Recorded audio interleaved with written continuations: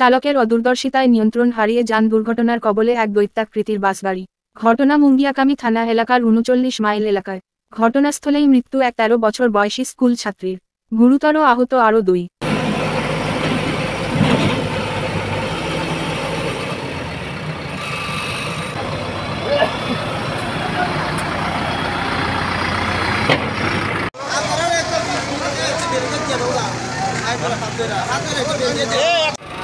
hello, ওই ওই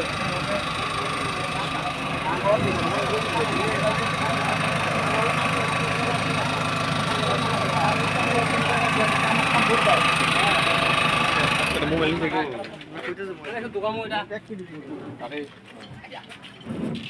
উড়াইলো